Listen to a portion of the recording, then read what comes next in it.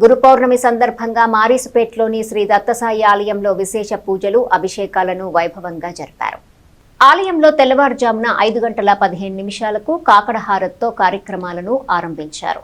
అనంతరం మహన్యాసపూర్వక రుద్రాభిషేకం, విశేష పూల అలంకరణ, మధ్యాహ్నం అన్నప్రసాద వితరణ చేశారు. తిరిగి సాయంత్రం 6:15 హారతి, తదుపరి రాజస్థాన్ మేళతాళాలతో 108 పల్లకీ ప్రదక్షిణలు జరిగాయి.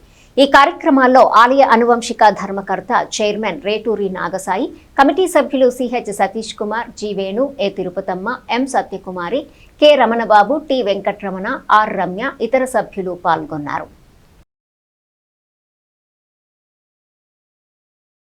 దత్తసాయి ఆలయంలో మరి ఆలయం యొక్క ట్రస్ట్ బోర్డు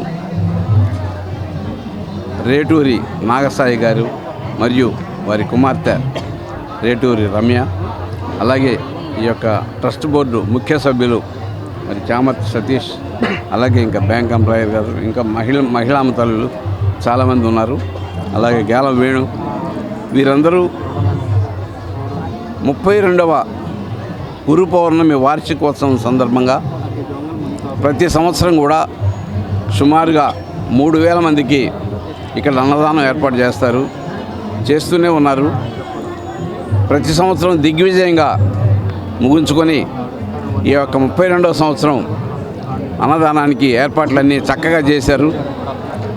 ఆ భగవంతుడు ఆశీస్సులతో ఇంకా ముందు ఇంకా ఇటువంటి మరి ఆధ్యాత్మిక మరి సామాజిక అలాగే భగవంతుని కార్యక్రమాలు చేయటానికి ఈ కమిటీ సభ్యులందరికీ, ముఖ్యంగా నాగసాయి గారికి ఆరోగ్యం, అలాగే ఈ కమిటీ సభ్యులందరూ కూడా చక్కగా ఆయురారోగ్యాలతో ఇంకా మంచి పనులు చేయాలని, మంచి కార్యక్రమాలు నిర్వహించాలని అందరూ చేస్తారు, అందరూ నిర్వహిస్తారు.